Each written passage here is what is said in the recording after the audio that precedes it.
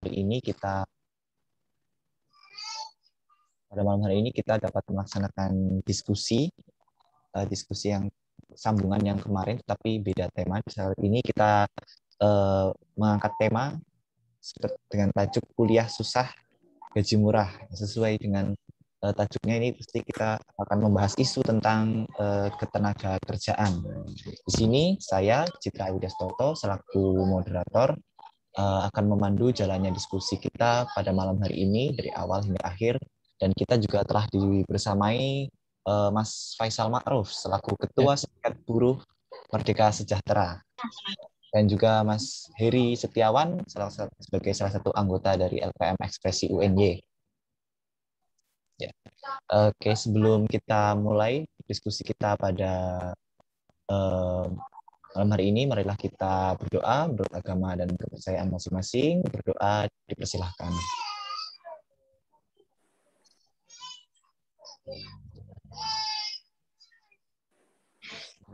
Doa tidak dibatasi.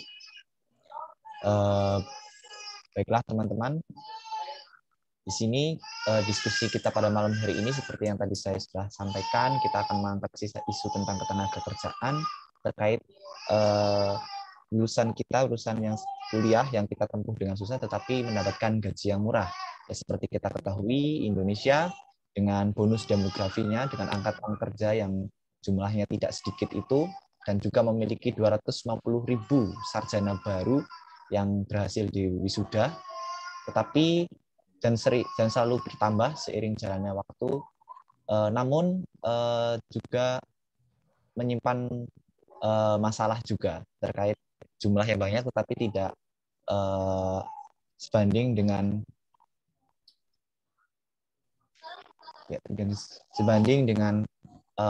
gaji yang diperoleh dalam pekerjaannya. Ini dalam diskusi kita nanti akan dimulai dari Mas Faisal Ma'ruf selaku pembicara 1, lalu kemudian Mas Heri, lalu kita sambung dengan diskusi dan juga tanya jawab. Kepada Mas Faisal Ma'ruf, waktu dan tempat kami persilakan. Ya, terima kasih Mas Moderator, terima kasih sama teman-teman Ekspresi UNY. Semoga ini jadi awal yang baik ya buat ngobrolnya sama semesta. Kedepannya mungkin ada acara lain ya, bisa lagi. Topiknya kali ini soal udah kuliah susah-susah, bayarnya murah ya Mas. Ya ini hal yang sangat disayangkan dan memang sering terjadi, terutama kalau di Jogja itu ngomongin upah minimum Jogja, upah biasa aja, yang sering-seringnya masih diminimalkan itu memang terendah se-Indonesia, UMP DIY. Terlepas dari banyaknya sarjana di Jogja, terlepas dari berapapun orang-orang Jogja yang katanya pintar, katanya berpendidikan, tetap saja di Jogja itu UMP-nya paling rendah. Soal ini ada banyak hal yang bisa jadi faktor sih, misalnya soal faktor ya. Pertama bisa dilihat dari dasar hukum penetapan UMP itu seperti apa. Kalau contoh-contoh sebelumnya sih ya, sebelum Omnibus Law ini atau sebelum Undang-Undang Cipta Kerja itu penetapannya melalui dasarnya PP nomor 75 ya tahun 2015, itu soal pengupahan yang sering kali dikritik oleh serikat-serikat buruh yang masih waras, sering kali diprotes, dan termasuk kami dari Semesta juga bagian yang menolak PP 78 tahun 2015 soal pengupahan. Pengupahan di daerah istimewa Yogyakarta spesifik itu selain di DIY di mana provinsi yang istimewa, yang jabatan gubernurnya abadi atau sak gelem meh tekan kapan, itu selain kekuasaan Pak Gubernur yang tidak ada habisnya, tidak ada oposisinya, dan tidak takut oleh pemilu karena nggak ada pemilu, ini penetapan upah sangat dipengaruhi oleh gubernur. Terlebih lagi di Undang-Undang Cipta Kerja. Di Undang-Undang Cipta Kerja juga disebut secara spesifik bagaimana UMP itu ditetapkan oleh gubernur atas rekomendasi dan pengupahan. Tapi tetap saja yang akhirnya tanda tangan yang menetapkan berapa-berapanya tetap gubernurnya. Nah ini mungkin ya kalau gubernurnya fair dalam artian memahami relasi kuasa antara pekerja dengan pengusaha yang timpang, di mana pekerja itu nilai tawarnya tidak akan pernah sama dengan pengusaha, meskipun pekerja itu berserikat, sejatinya pemerintah itu membela pekerja dalam artian melindungi pekerja. Karena relasi kuasanya jauh di bawah. Ini pengusaha di sini, ini pekerja di sini, harusnya pemerintah lihat ini dia membantu pekerja sehingga memiliki nilai tawar yang sama ketika berhadapan dengan pengusaha. Nah, yang jadi masalah adalah ketika pemerintah yang seharusnya hadir untuk melindungi pekerja, salah satunya melalui penetapan upah minimum, malah hadir untuk memberatkan pekerja. Ini yang jadi masalah. Dan saya rasa saya dari semesta bisa mengatakan bahwa ini yang jadi masalah di daerah istimewa Yogyakarta, di mana pemerintah daerah yang seharusnya melindungi pekerja sehingga memiliki nilai tawar terhadap pengusaha justru memberatkan. Bukan hanya pemerintah daerah, pemerintah pusat pun juga begitu. Melalui Undang-Undang Cipta Kerja, pemerintah hadir kepada pekerja, hadir kepada buruh untuk memberatkan kinerja-kinerja buruh, untuk nambah-nambahi gawean wong serikat. Ya, ini fenomena, kalau saya bilang ini adalah alasan utama bagaimana upah minimum kita segini-segini aja, terutama di Jogja. Bagaimana siapa sih yang bertanggung jawab di balik upah minimum Jogja yang sering jadi bahan olok-olokan, sering jadi bahan bercandaan di media sosial terutama. Kalau sering lihat di Twitter atau di IG, dikit-dikit wah murah banget UMR Jogja. Dan itu tidak mengikat ijazahnya, karena dalam undang-undang tidak disebutkan UMR ini hanya untuk lulusan SMA, UMR hanya untuk lulusan SMK. Tidak. Anda yang sekarang ini mahasiswa, besok lulus, mau lanjut S2, mau lanjut S3, itu tidak dilarang bagi perusahaan untuk menggaji Anda senilai dengan UMK. Tidak dilarang ya. Cuma memang gaji UMK ini atau UMP ya sekarang yang wajib ini hanya diwajibkan kepada pekerja baru yang masa kerjanya di 1 tahun atau kurang. Nah, bagi pekerja yang sudah mulai tahun atau lebih, itu besar gajinya disesuaikan atau berdasarkan dengan negosiasi antara pekerja dengan pengusaha. Dalam peraturan pemerintah soal pengupahan juga ditulis seperti itu. Namun sayangnya lagi-lagi pemerintah yang sadar akan timpangnya relasi kuasa antara pengusaha dan pekerja justru membiarkan ketimpangan itu terjadi. Justru membiarkan, sudah tahu bahwa pekerja ini nggak mungkin punya nilai tawar yang sama dengan pengusaha. Nggak mungkin Anda sebagai pekerja besok sudah lulus berhadapan-hadapan dengan pengusaha dan mulai memiliki nilai tawar yang sama, itu tidak mungkin. Karena dari supply and demand-nya saja beda. Maksudnya ketika Anda sebagai pekerja, Anda keluar terus cari kerja lagi, dibanding dengan pengusaha mencat Anda terus cari karyawan lagi, tentu jauh lebih mudah bagi pengusaha, di mana jumlah pengangguran itu banyak sekali dan jumlah lowongan kerja yang sangat terbatas. Jadi pemerintah sudah tahu bahwa pekerja dan pengusaha nilai tawarnya tidak seimbang, lalu menetapkan bahwa upah minimum perusahaan, upah minimum provinsi atau upah minimum kota itu hanya untuk buruh yang setelah setahun melalui negosiasi tapi nggak ada minimalnya, melalui negosiasi tapi tidak diatur melalui PP atau melalui undang-undang berapa sih yang harusnya setelah UMP. Nah ini sama saja pemerintah melegalkan ketimpangan relasi kuasa antara pekerja dan usaha. Nah terus bagi kalian yang tetap ingin negosiasi gimana? Saya bilang kalian ini kalau sendiri pasti beda kekuatan pekerja yang datang sendiri ke perusahaan. Misal Anda ini sudah kerja 2 tahun atau sudah setahun lebih, lalu datang ke perusahaan, datang ke atasan Anda bilang, bos, saya ini sudah setahun kerja di sini, saya minta naik gaji. Anda sendiri datang, mungkin bos nggak bilang, wah belum bisa, keuangan kita belum cukup. Seperti itu. Bedakan dengan Anda datang berserikat. Anda datang misal ada masa serikat 100, 200 atau 25% dari karyawan perwakilan dari serikat datang ke perusahaan bilang, bos ini anggota saya minta PKB atau perjanjian kerja bersama, di mana kalau sudah setahun upahnya naik 10% di atas UMK. Tentu nilai tawarnya beda antara Anda datang sendiri dengan serikat yang datang. Nah, ini harus digarisbawahi di mana peran serikat hadir di perusahaan, terutama setelah Undang-Undang Cipta Kerja, di mana pemerintah itu lebih sering lepas tangan, lebih sering datang terus melegalkan ketimpangan ini daripada membela pekerja. Jadi pekerja mau tidak mau harus bersolidaritas. Pekerja kekuatan utamanya ada di jumlah, ada di kekuatan-kekuatan massa, kolektivitas bersama.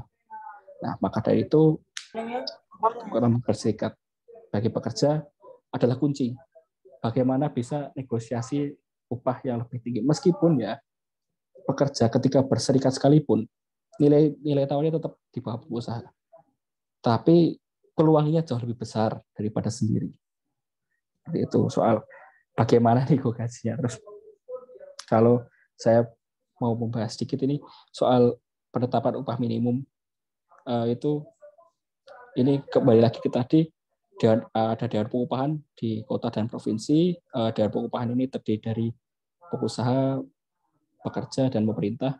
Di mana kalau nggak salah kalau di provinsi itu jumlahnya 8 kursi bagi pekerja dan pengusaha.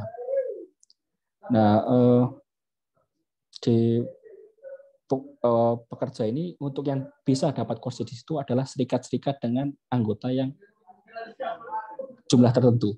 Kalau di kota itu tidak salah 2.000 atau 3.000 anggota jadi satu kursi. Nah, jadi kalau anggotanya masih dikit belum bisa ke Dewan Pengupahan. Maka kesadaran berserikat dalam konteks penetapan upah minimum ini sangat penting. Contoh juga 2010-an awal itu Jogja dan Bekasi itu upah minimumnya tidak jauh berbeda. 2000-an awal atau 2011-an awal, saya lupa pastinya. Tapi yang membuat Bekasi naik tinggi sedangkan Jogja naiknya cuma sekitar puluhan ribu itu adalah nilai tawar buruhnya. Jadi pada saat itu buruh-buruh di Bekasi berserikat dan serikatnya solid, membentuk aliansi yang solid bersama-sama menuntut ke pemerintah, menuntut melalui Dewan Pengupahan juga menuntut upah minimum yang lebih layak, upah minimum yang lebih bisa hidup bagi pekerja. Sehingga upah minimum Bekasi itu langsung naik drastis. Bandingkan dengan Jogja yang naiknya hanya puluhan ribu. Seperti itu. Nah, ini perbandingannya antara Jogja dan Bekasi. Yang dulu sempat ada beberapa tahun di mana upah minimum Jogja dan Bekasi itu mirip. Seperti itu. Mungkin yang saya sampaikan sih sementara seperti itu, nanti lebih baik mengalir saja sama teman-teman yang lain. Mas moderator ya, bisa dilanjut. Ya, baik. Terima kasih atas penjelasan awalnya, Mas Faisal. Ya. Di Semesta ya. Jadi singkatannya Semesta ini. Ya, semesta pekerja, Mas. Ya, dilanjut ke Mas Heri Setiawan, selaku perwakilan dari Ekspresi ini. Monggo, silakan.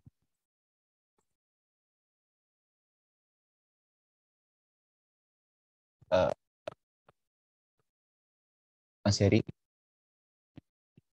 suaranya belum di-on kan? Iya, bro. sorry. Udah ya, dengeran ya. Oke, Ya, sorry sudah. ya sambil ngerokok. Oke, kenalan dulu. Saya Heri Setiawan dari LPM Ekspresi. Sebetulnya sebelum kita beranjak ya, kita harus sepakat dulu. Yang kita bahas ini fokus di upahnya, alias pengupahan, dari model pengupahan dan kesejahteraan pekerja. Bukan kemudian hubungan kuliah dengan kerja. Kita semua sepakat bahwa yang namanya perkuliahan itu memang bukan ditujukan untuk cari kerja. Cuman kita harus realistis lah. Yang namanya masyarakat ya, kita sebagai anggota masyarakat itu harus yang namanya bisa menghidupi minimal diri kita sendiri, dan minimal dan yang selanjutnya itu untuk orang lain. Nah, bagaimana cara kita menghidupi diri sendiri? Ya, kita berkontribusi untuk society. Salah satunya dengan bekerja atau berwirausaha. Nah, kita harus sepakat dulu ya. Kita nggak akan bahas soal, wah, nanti kuliah itu kan bukan buat kerja. Ya, saya setuju. Cuman itu di forum yang lain. Oke, hari ini kita fokus bahas kesejahteraan pekerja, terutama kaitannya dengan pengupahan. Oke. Sebetulnya kalau misal ngomong soal upah ya, di sini saya akan lebih banyak cerita-cerita yang empiris aja, nggak yang normatif. Karena kalau misal normatif, teman-teman bisa baca sendiri regulasinya di internet, ada banyak itu, mulai dari UU Ciptaker, ketenagakerjaan, dan sebagainya. Nah, contoh yang paling nyata bahwa sebetulnya buruh-buruh di Jogja ya, sekalipun lulusan sarjana itu, belum banyak yang mendapatkan upah selayaknya. Saya bilang selayaknya karena apa? Karena dari nominal upah minimum yang telah ditetapkan oleh Pemprov DIY, sebetulnya itu masih jauh dari kata layak. Menurut saya masih jauh. Contoh gini ya, ada teman saya yang dia itu lulusan S1 ilmu komunikasi. Gajinya 1,8, selisih 100.000 dari UMK Sleman. Nah, untuk dapat 1,8 pun dia harus nego kenceng banget sama pemberi kerjanya, sama si perusahaannya. Yang mana kalau misal kita lihat 1,8 itu angka yang menurutku masih kecil banget untuk ukuran buruh ya di Jogja. Karena di Jogja itu biaya hidupnya menurutku nggak bisa dikatakan murah juga. Karena satu ya, kita nggak punya sistem transportasi yang layak. Jadi orang harus punya kendaraan dulu, orang harus sedia bensin dulu untuk bisa bermobilisasi ke tempat dari satu tempat ke tempat lain. Terus biaya tempat tinggal ya, properti, kos, sewa rumah dan sebagainya nggak bisa dikatakan murah juga. Kalau mau murah harus dapatnya di pelosok. Teman-teman kerjanya misal di kota gitu, cuman harus punya rumah daerah mana ya, Sanden, Bantul sana, biar bisa dapat murah. Cuman kan itu terlalu jauh, teman-teman akan kehabisan waktu di jalan, dan belum juga resiko-resiko lain. Nah, itulah alasan kenapa akhirnya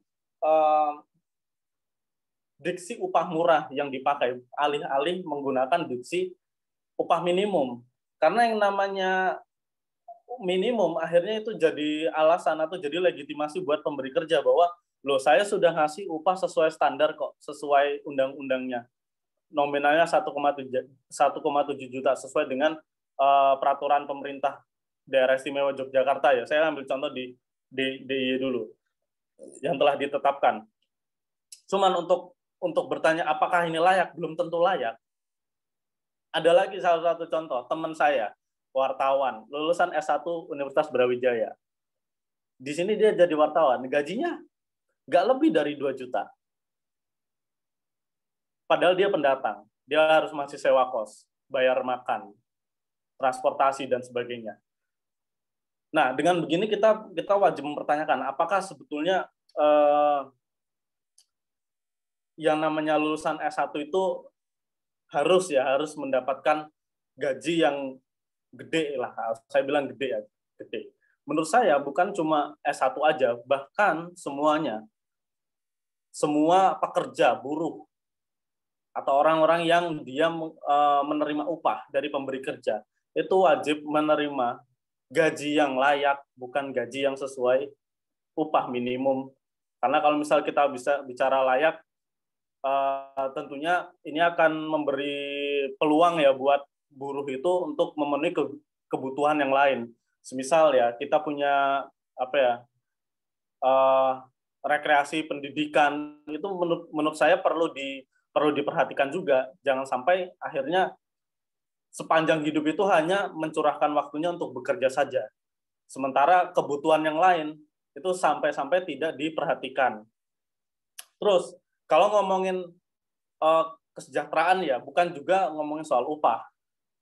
Termasuk work-life balance, jam kerja, beban kerja. Itu yang menurutku juga masuk kategori kategori hak-hak pekerja yang kalau di Jogja itu masih kurang sekali apresiasinya. Misal dari jam kerja. Saya lagi-lagi ngambil contoh empiris ya dari orang-orang yang saya kenal. Ini true story sih. Ada teman saya, dia kerja di coffee shop 10 jam, gajinya cuma 1 juta. Memang yang namanya bisnis coffee shop sama pabrik gitu nggak bisa akhirnya disamaratakan. Cuman kalau 1 juta untuk waktu 10 jam menurutku itu terlalu kecil. Sebetulnya itu masih bisa dinegosiasikan lagi. Misal katakanlah 1,5, nggak yang 1 juta juga. Karena itu jumlah yang terlampau kecil untuk ukuran untuk ukuran jam kerja yang selama itu. Misal katakan masih bisa dinaikkan lagi. Nah, permasalahannya adalah nggak semua orang paham atau boleh atau tahu ya, boleh nggak sih sebetulnya kita naikin gaji? Sah nggak sih kita naikin gaji gitu? Kita minta naik gaji. Nah, itu yang terkadang masih menghalangi teman-teman kita yang sampai saat ini digaji masih sangat rendah. Itu yang perlu kita pahami gitu loh, bahwa sebetulnya kalau kita mau naik gaji masih bisa. Kalau misalnya emang power perusahaannya terlalu gede, kita bisa minta bantuan sama teman-teman serikat. Pun serikat itu, serikat pekerja ya, yang kerap dipandang oleh orang-orang, serikat pekerja itu selalu kaitannya sama pekerja pabrik gitu ya. Pabrik konstruksi yang ada di industri-industri di Karawang gitu, atau Bekasi atau kota-kota besar. Sebetulnya serikat sangat luas ya. Teman-teman misal kerja di coffee shop gitu, jadi barista. Mau bikin serikat bisa banget. Sangat bisa. Bahkan kalau misal teman-teman berani untuk berserikat, misal secara spesifik di konteks barista, dan jumlahnya banyak, itu menjadi satu step yang bagus untuk meningkatkan kesejahteraan para barista misalnya. Atau pekerja bimbel, serikat pekerja bimbel, itu bikin aja nggak apa-apa. Kalau semisal teman-teman merasa perlu untuk membuat serikat, atau teman-teman merasa bahwa kesejahteraan para buruh bimbel ini masih minim, gajinya kecil, terus jam kerjanya berat, apalagi ya jam kerjanya panjang dan sebagainya, sampai merampas waktu berharganya teman-teman. Itu silakan aja. Dan untuk syarat serikat ya sebetulnya nanti Mas Faisal yang lebih paham bagaimana cara membuat serikat, nanti bisa ditanyakan aja. Itu. Terus apalagi ya? Nah, kondisi seperti ini seharusnya jangan sampai kita biarkan. Terkadang orang-orang atau lulusan S1 itu dia bagi orang yang kemudian nggak menganggap bahwa ijazah itu hanya untuk kerja, artinya ya ijazah ini sebagai tanda belajar gitu. Terus dia bekerja di sektor-sektor yang menurut dia itu ideal, yang berdampak ke masyarakat. Cuman itu bukan alasan teman-teman itu mendapat upah murah atau digaji dengan gaji kecil atau dikasih beban kerja yang banyak. Kita jangan menormalisasi kondisi kayak gitu. Kerja ya harus setara. Artinya apa hak kita dan apa kewajiban kita itu harus jelas dan harus dipenuhi juga sama si pemberi kerja. Pemberi kerja itu bisa perusahaan, bisa korporasi, bisa instansi, atau bisa perorangan. Nah, itu yang perlu dipahami sama teman-teman atau sama kita semua sebagai buruh. Atau katakanlah kita tidak berniat untuk menjadi buruh. Kita pengen jadi pengusaha. Pemahaman tentang undang-undang atau regulasi ketenagakerjaan menurutku juga penting buat calon pengusaha. Karena jangan sampai usaha yang hendak dibangun atau yang sudah dibangun justru bukannya malah membuka lapangan kerja saja, tapi justru menimbulkan masalah baru. Dengan alasan, wah ini sudah membuka lapangan kerja nih, harusnya kalian bersyukur. Nggak kayak gitu. Tetap membuka lapangan kerja juga harus dibarengi dengan konsekuensi atau komitmen untuk menjamin kesejahteraan para pekerjanya yang sudah istilahnya meluangkan tenaga dan waktu untuk membangun usaha yang katakanlah misal teman-teman bangun gitu. Jadi jangan serta-merta pembahasan tentang upah buruh upah murah, ketenaga kerjaan itu hanya relate di kalangan orang-orang yang mau kerja aja. Terkhusus, bahkan ini juga sangat penting buat teman-teman pengusaha juga, yang mau jadi pengusaha. Nah, balik lagi ke normalisasi tadi. Kita harus berhenti ya, namanya menormalisasi kerja yang penting halal, kerja yang penting berdampak ke sosial, kerja yang penting apalagi ya, yang penting cukup gitu, yang penting dapat kerja. No, jangan. Kita harus berhenti menormalisasi hal-hal yang kayak gituan. Yang namanya kerja itu patokannya adalah remunerasi atau istilahnya apa ya, timbal balik feedback dari pemberi kerja terhadap pekerjanya. Kalau semisal memang itu tidak layak dan menyalahi undang-undang, kita jangan takut untuk menuntut gitu loh. Karena apa ya? Karena kita dilindungi hukum juga. Kalau semisal ada perusahaan atau pemberi kerja yang melanggar, mereka akan kena sanksi. Ada sanksinya jelas. Nah, teman-teman jangan sampai takut gitu ya kalau semisal dapat gaji yang kecil gitu. Harus diperjuangin betul-betul. Karena eman-eman gitu lah, atau sia-sia kalau semisal kita udah lama-lama kuliah nih, udah susah banget kuliah, ngerjain tugas, ngerjain skripsi dan sebagainya. Cuman karena saking dikitnya lowongan pekerjaan, saking susahnya dapat kerja, akhirnya kita cuma kerja ya sedapatnya, sekenanya gitu, secukupnya, gajinya cuma 1,5, ya udah diterima aja, yang penting kerja. No, jangan dinormalisasi hal-hal yang begituan, karena dengan kita terus menormalisasi hal-hal seperti itu, rezim upah murah ini akan terus ada dan terus ada sampai kapanpun, nggak akan berubah. Nasib buruh akan terus seperti ini, terus sementara si pengusaha juga akan terus seperti itu, terus menindas para pekerja, terus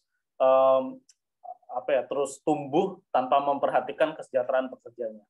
Itu dulu sih kalau dari aku.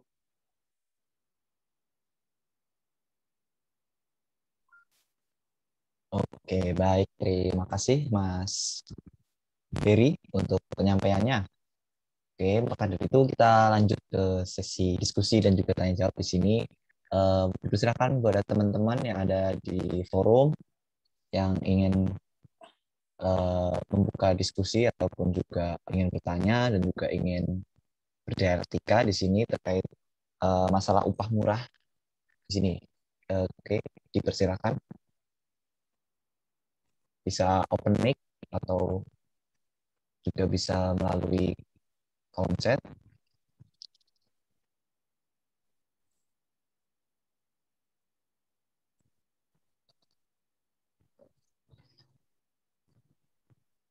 Atau juga bisa raise hand.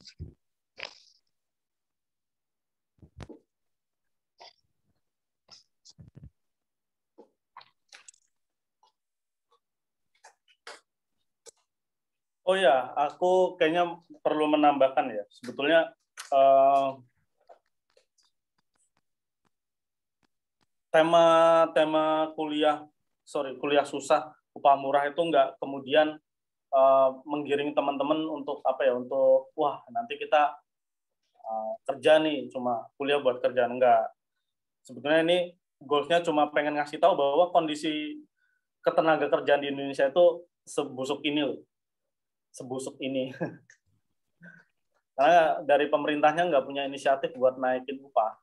Dan saya pernah baca satu berita di Kontan ya, itu kenapa akhirnya upah murah itu selalu dijadikan alasan gitu untuk pemerintah. Karena tujuannya cuma pengen ini, narik investor.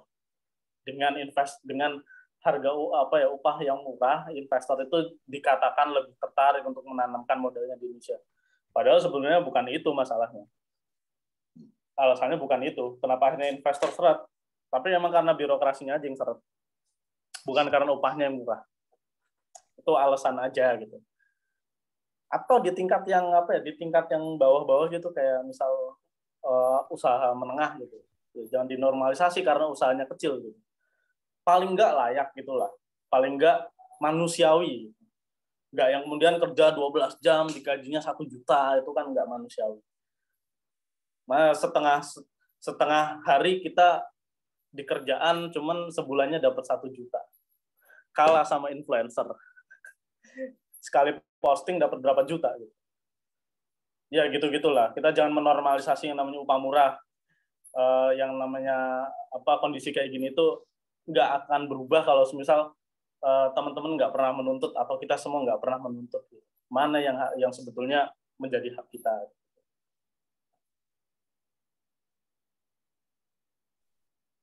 Oke, mungkin juga ini saya juga mau, sebelum mungkin teman-teman kalau bagi yang mau bertanya, mungkin saya juga mau bertanya nih juga ke Mas Faisal mungkin, jadi terkait juga pemerintah yang tadi disebutkan, pemerintah yang harus melindungi pekerja gitu. Dan di sini ada juga tentang nilai tawar yang antara pekerja dan juga pengusaha yang tidak sama. Mungkin bisa dijelaskan lagi terkait di mana penilaian itu, kenapa antara nilai itu tidak bisa sama gitu, dan kenapa pemerintah yang harusnya melindungi justru memberatkan begitu. Apakah ini ada memang kecenderungan dari pemerintah itu sendiri yang lebih membela pengusaha daripada pekerja begitu? Ya, terima kasih, Mas. Memahami dari awal soal nilai tawar itu, bahwa pengusaha dan pekerja ketika bernegosiasi, bargaining power-nya atau nilai tawarnya tidak pernah sama, meskipun pengusaha itu meskipun pekerja itu berserikat. Yaitu karena ketika pihak pengusaha atau pemberi kerja dengan pihak pekerja ini memang pada dasarnya harus kita akui bahwa pihak pekerja itu lebih butuh terhadap pekerjaan, dan juga dari jumlah juga bahwa jumlah pekerja atau bahkan pencari kerja ini juga jauh lebih banyak daripada pihak pengusaha. Dari situ terus dari modalnya juga pihak pengusaha, bagaimana dia punya kekuatan dalam artian kapitalnya di perusahaan itu, dia bisa saja dengan mudah mengganti satu pekerja dengan pekerja yang lain. Tapi bagi seorang pekerja, ketika dia di PHK, itu dampaknya tidak hanya secara ekonomis, tapi juga secara psikologis dan secara sosialnya. Misal, kalau Anda ini sebagai pekerja, terus di PHK oleh perusahaan, Anda harus update LinkedIn, harus bikin CV, update CV lagi, bikin surat lamaran, cari lamaran kerjaan lagi. Itu bisa sampai lama lah ya. Ya mungkin kalau beruntung ya, kalau entry level dan masih beruntung Anda termasuk berprestasi, ya 1-2 minggu bisa. Tapi nggak banyak juga, nggak sedikit juga atau banyak juga yang sampai berbulan-bulan, ada sampai 6 bulan, ada yang mungkin sampai setahun di kondisi pandemi seperti ini. Beda dengan pengusaha, ketika dia memecat satu karyawan, bisa mengeluarkan sebagian kecil dari omsetnya untuk bayar buka lowongan. Dan dari lowongan ini misal dibutuhkan 5 karyawan, yang ngelamar mesti lebih dari 5 atau pasti lebih dari 100 biayanya di kondisi pandemi. Contohnya kemarin teman saya itu buka lowongan barista, butuhnya 2 orang. Dalam 2 hari yang ngelamar itu udah 300 orang lebih. Di mana pengusaha itu butuh 2 orang, yang ngelamar 300 orang lebih. Bandingkan antara pengusaha dengan pekerja, di mana tahunnya pengusaha bilang, ya kamu nggak mau di sini ya cari kerja tempat lain, enteng banget. Nah, pekerja kan, wah aku nek metus kok ini, sesuk BPJS ku dadak nyair kene rada suwi ya, dadak ngupdate CV, ngupdate macam-macam, aku pesangonnya juga beda. Di sini kerja 3 tahun, pesangon 4 kali gaji, misal saya pindah kerja kan ngulangi dari nol lagi. Tunjangannya gimana, apakah gajinya sama, apakah ada itu, nilai tahunnya tidak akan sama meskipun berserikat. Nah, oleh dasar itu, maka pemerintah, yang saya yakin, saya harus garis bawahi juga, pemerintah itu tidak bodoh. Dengan segala sumber dayanya, dengan segala kemampuan yang dimiliki atau akses juga yang dimiliki pemerintah, tidak mungkin pemerintah itu bodoh. Nggak ada pemerintah bodoh. Yang ada pemerintah jahat. Itu banyak jumlahnya. Kalau yang bodoh itu nggak ada. Jahat itu banyak. Nah, dari situ pemerintah seharusnya udah tahu ini warganya itu kebanyakan buruh, sudah tahu buruh ini dalam konteks tertentu dieksploitasi atau di seperti itu, diperlakukan seperti itu dengan pengusaha. Pemerintah yang baik seharusnya melindungi pekerjanya. Selain itu mayoritas jumlahnya juga itu adalah pihak yang lemah, yang dimana seharusnya negara memberikan kesempatan yang adil bagi rakyatnya. Terus kecenderungan untuk membela pengusaha ini hadir dari bagaimana pengusaha ini harus kita akui juga adalah pembayar pajak atau pemberi pajak yang besar, jauh lebih besar daripada pekerja. Ya kan? Pekerja dapat gaji, dapat uang itu kan dari pengusaha. Ujung-ujungnya bayar pajak kan pajak pekerja dari gaji dari pengusaha. Pengusaha bayar pajak kan nggak cuma gajinya, pengusaha bayar pajak pabriknya, pajak usaha dan macam-macam lainnya. Maka pemerintah yang agak nakal dan tergoda ini ngambil memberi kartu merah kepada pengusaha yang seharusnya tidak begitu.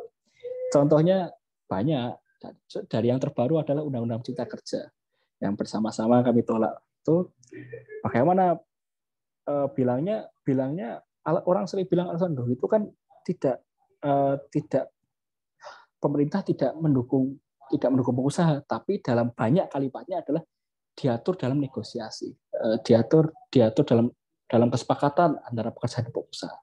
Itu pemerintah tahu loh nilai tawarnya timpang begitu. Jadi pemerintah sudah tahu pekerja ini nggak bakal bisa nego dengan aman dengan pengusaha, tapi pemerintah datang, udah itu biarin aja bernego. Ibaratnya kalau pemerintah itu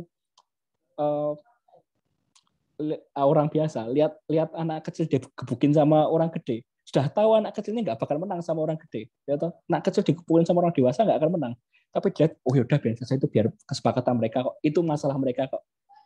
Kan nggak begitu kan.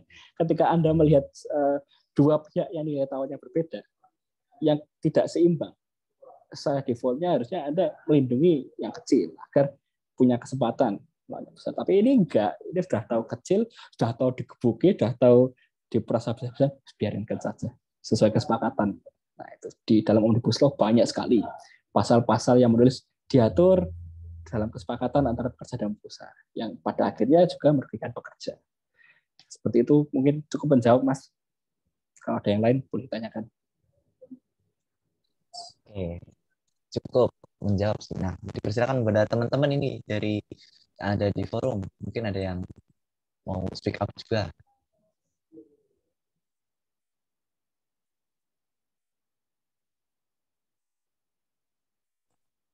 Persilahkan.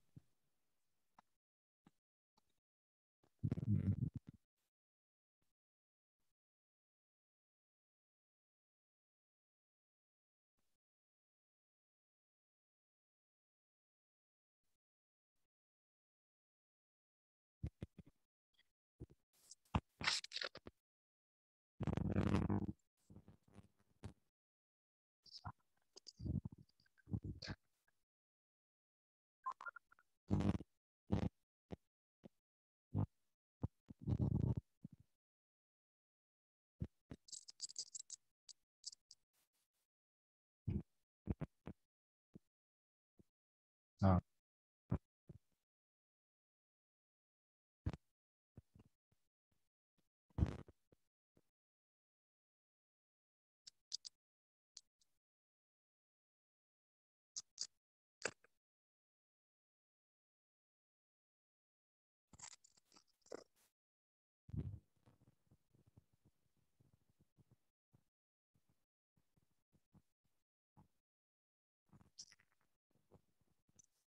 kayaknya nampaknya masih belum. Mungkin kalau dari Mas Heri sendiri, terkait juga tadi tanggapan tadi yang sudah disampaikan oleh Mas Faisal terkait juga kenyataan bahwasanya memang pekerja itu tidak akan nilainya tidak akan sama dengan pengusaha. Lalu di mana pemerintah kita sendiri ya tadi banyak yang jahat dan dilihat membiarkan begitu. Apalagi juga dengan kondisi pandemi kayak gini tadi di mana kita tuh harus menuntut gitu. Gimana itu kira-kira? Misalnya kondisi gini apakah nantinya bisa akan selesai atau mungkin akan terus berlangsung, dan di mana pekerja itu memang harus akan terus menuntut terus-terusan begitu. Atau kita nanti akan harus berharap ketika pemerintah bisa menjadi baik gitu di kemudian hari. Ya, ini kan sebenarnya konsepnya pemerintah itu kayak gini analoginya. Pemerintah itu dia punya ring tinju ya. Terus di ring tinju itu dimasukin lah itu rakyat sama pengusaha. Terus mereka berantem lah di situ. Nah, siapa yang menang, siapa yang kalah, siapa yang bonyok, siapa yang nggak bonyok, ya pemerintah angkat tangan. Yang penting seru pertandingannya. Yang penting pemerintah dapat duit dari pertandingan itu. Kira-kira bentuk-bentuk paket regulasi yang sudah diciptakan oleh pemerintah, prinsipnya nyaris-nyaris seperti itu, sama aja. Bukan hanya di sektor buruh, di sektor lain kayak semisal agraria, pertanahan pun juga seperti itu. Jadi kayak menggiring rakyat itu berkonflik dengan kekuasaan, gitu. Bukan pemerintah angkat tangan. Pemerintah kayak istilahnya yang seharusnya dia berpihak kepada masyarakat, kepada rakyat, akhirnya dia lepas tangan. Karena merasa itu urusan mereka, urusan yang berkonflik gitu. Dan saya sambil ngerokok ya, nggak apa-apa ya. Dan ini kondisinya akan terus seperti ini kalau semisal kita terus diem aja gitu. Kita seolah tutup mata bahwa kondisi ini wajar-wajar aja. Kondisi ini bisa berubah ketika nanti ganti pemerintahan. Nggak sesederhana itu. Kalau semisal kondisinya memang akhirnya timpang gitu, hanya berat di rakyat, istilahnya tajam ke bawah doang, susah untuk kemudian dibalik gitu. Tajamnya juga ke atas, itu susah, sangat susah. Nah, untuk itulah alasan kenapa akhirnya kita jangan terus diem gitu. Kita konfrontasi terus, misal di kerjaan nih, ada sesuatu yang buruk, ada sesuatu yang melanggar undang-undang. Kita jangan sampai diem. Minimal dengan kita ngomong, dengan kita menyampaikan bahwa apa yang dilakukan oleh si perusahaan itu adalah salah, paling tidak itu memberikan keberanian kecil buat teman-teman kita lainnya yang sebelumnya enggan untuk berbicara. Bahwa sebetulnya ini boleh kalau kita meminta gaji atau menuntut gaji yang lebih layak, itu sangat boleh.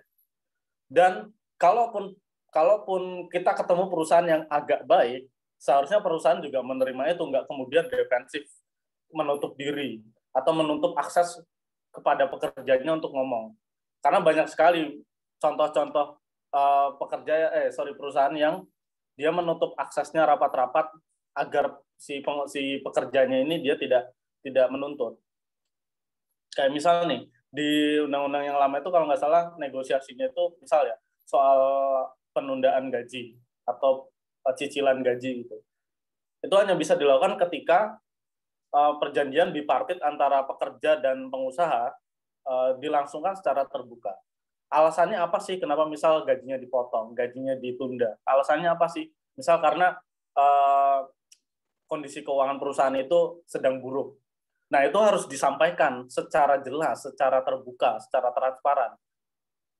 Kas keuangannya seperti apa memangnya? Misal produk yang dihasilkan itu emang menurun.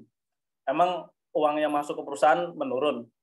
Kalau misal itu nggak menurun, artinya baik-baik saja kondisi keuangan, itu kan bukan kemudian menjadi alasan untuk perusahaan menurunkan atau bahkan memotong gaji atau sampai mem-PHK pekerjanya tanpa ada alasan yang jelas.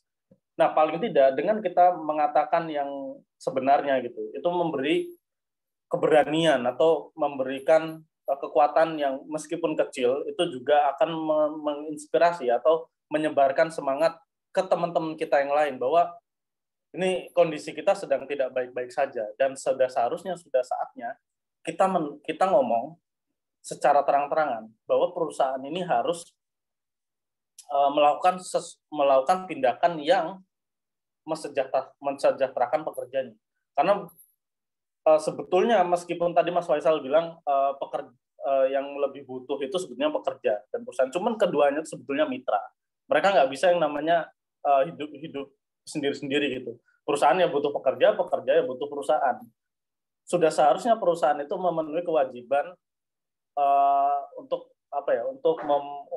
memenuhi hak-haknya pekerja dan sudah menjadi kewajiban pekerja untuk melaksanakan tugas seperti yang disampaikan oleh perusahaan.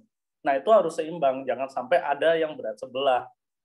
Sudah melaksanakan kewajiban, tapi hak pekerjanya belum dipenuhi. Nah, itu yang sering terjadi di Jogja ya, khususnya ini Jogja emang parah sih. UMP-nya paling rendah, tapi biaya hidupnya juga nggak bisa dikatakan murah. Itu sih. Oke, tadi sudah ada yang raise hand, Mas Yuda tadi ya. Mas Fajar Yuda tadi sempat raise hand. Iya, iya.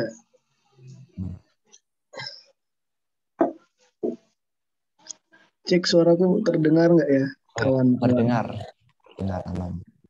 Oh ya, aku mau menanggapi dan ada sedikit pertanyaan juga.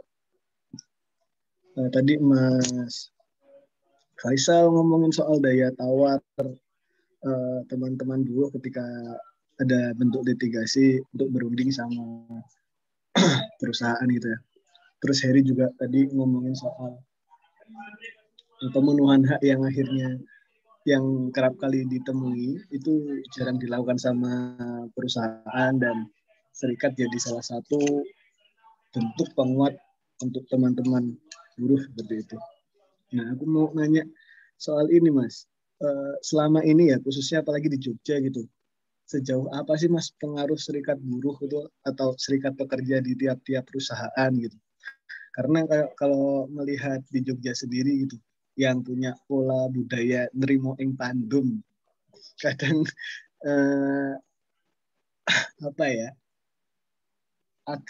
agak susah ketika coba menyelami orang untuk merebut hak gitu. Nah, untuk mengorganisir orang-orang untuk dapat meminta haknya secara utuh kayak gitu. Nah, itu yang pertama. Terus yang kedua soal UMP tadi yang sempat disinggung sama Heri. Nah, ini UMP setahu aku tuh diatur sama permen ya penentuan itu. Permen tahun 2013 atau 17 ya, aku lupa. Cuman yang menarik adalah ya aku sepakat sama Heri, UMP di Jogja ini murah, tapi biaya hidupnya sebenarnya nggak murah. Dan kalau dari beberapa pembacaan teman-teman sih, kenapa kok bisa seperti itu? Karena orang-orang di Jogja itu sebenarnya punya setidaknya 2 atau 3 pekerjaan sambilan selain bekerja jadi buruh. Sementara pekerjaan yang tercatat dan penghasilan yang tercatat adalah penghasilan utama. Jadi misalkan dia kerja di 3 tempat gitu, artinya 1 pekerjaan utama dan 2 sambilan, yang tercatat secara administratif itu biasanya cuma 1. Nah, ketika yang tercatat cuma 1, penentuan pendapatan per kapitanya juga akan berbeda tentunya. Sementara sebenarnya dia memenuhi kebutuhan hidupnya itu dari 3 pekerjaan. Nah itu aku kurang tahu apa kebenarannya gimana di lapangan sebenarnya, Mas. Ini kutanyakan lagi sama Mas Faisal sebenarnya. Karena pembacaan dari beberapa teman-teman ada yang seperti itu. Nah, mungkin itu dulu sih, Mas. Terima kasih. Oh, baik. Terima kasih Mas Fajar Yuda terkait tanggapan dan juga pertanyaannya. Tadi pertanyaan berarti untuk Mas Faisal dulu ini terkait tadi yang ditanyakan juga apa sektor kerjanya juga dari semesta. Monggo Mas. Iya, ya terima kasih. Semesta, saya malah belum begitu kenalan tadi ya soal Semesta ya. Ya, jadi Semesta itu serikat yang terbuka, independen, demokratis, dan kami basisnya adalah serikat buruh di luar perusahaan. Dalam artian kami tidak terikat pada satu perusahaan tertentu, tapi kami berada di luar dan kami tetap menerima semua anggota, baik itu pekerja maupun pelajar pun yang mau daftar ya boleh, asalkan sudah punya KTP. Nah, Soal semesta kami juga serikat, memang semesta serikatnya baru sih, walaupun pengurus-pengurusnya sebagian besar sudah pernah berpengalaman dalam serikat buruh. Saya sendiri juga sudah di serikat buruh beberapa tahun ini, walaupun saya juga usianya mungkin tidak terpaut jauh dari teman-teman di sini. Saya masih 23 tahun, tapi pengalaman saya di serikat ya cukuplah buat mediasi atau buat pengadilan.